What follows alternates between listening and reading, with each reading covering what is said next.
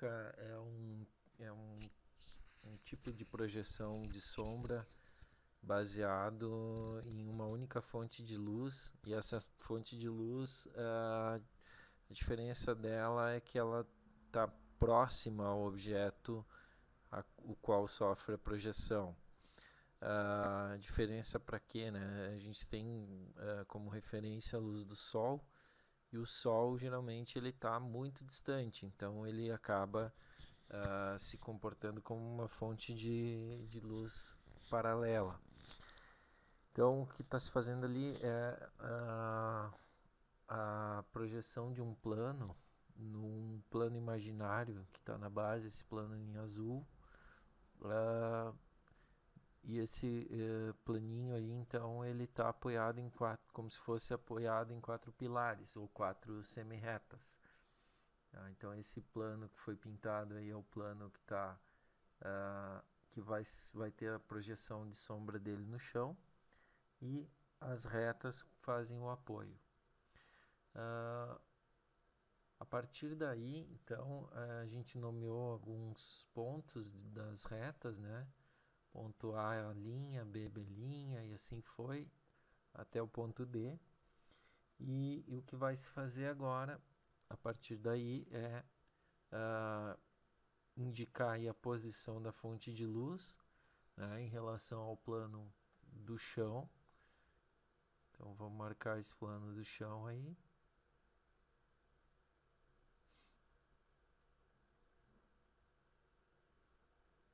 Fazendo ele um pouco maior para a gente ter a ideia da projeção da sombra nesse chão imaginário.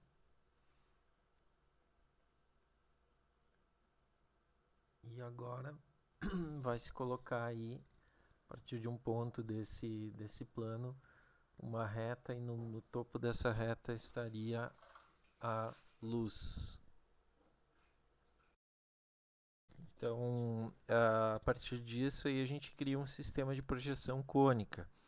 Dessa fonte de luz vão partir os raios na direção de cada uma das retas, passando pelo topo delas, e aí a sombra projetada, então ela vai ser uma sombra que tem uma tendência a uma angulação, né, uma abertura. Diferente da sombra paralela, que ela praticamente projeta o mesmo objeto com a mesma grandeza no chão, né? Ou seja, uma projeção em verdadeira grandeza, e ela vai ter uma deformação. Então aí o que está se fazendo é com o lápis vermelho aí, está se projetando a partir de cada ponto do topo das retas, está se projetando aí a incidência sobre esses topos, né? E a partir do ponto de projeção da luz no plano do chão, vai se fazer então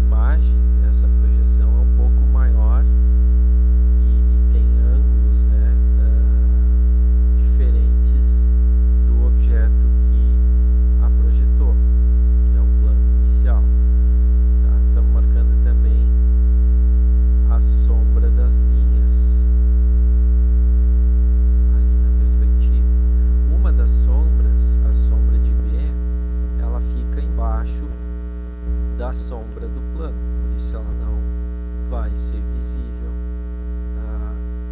no final do processo. A gente só fica com a visibilidade das 3 retas, que são as retas A, C e B, e D, aliás.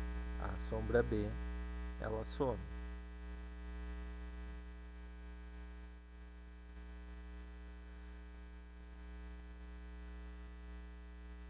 Então, imaginando aí um objeto agora sólido, a gente tem o mesmo tipo de projeção e o mesmo tipo de situação.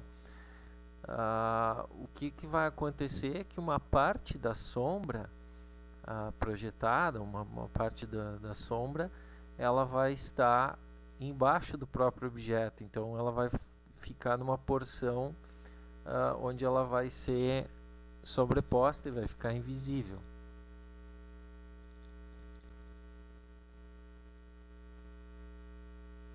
Então o processo é o mesmo, né?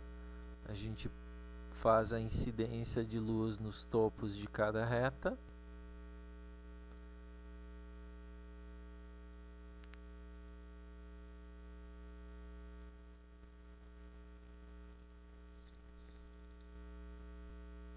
Esse ponto último aí, ele não teria nem a necessidade de ser feito, a não ser para a gente encontrar as angulações, né? Mas foi feito até para mostrar o processo construtivo da sombra, né? Mas a gente conseguiria fazer apenas pelas outras 3 retas. Então, essa ponta aí que formou, né? Ela vai ficar visível. Aquele canto ali que está sendo indicado é a parte então invisível da sombra, ou oculta, né? Porque ela vai ficar atrás do objeto que é sólido.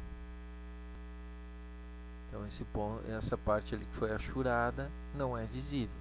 A parte que vai ser pintada agora em marrom é a parte visível da sombra.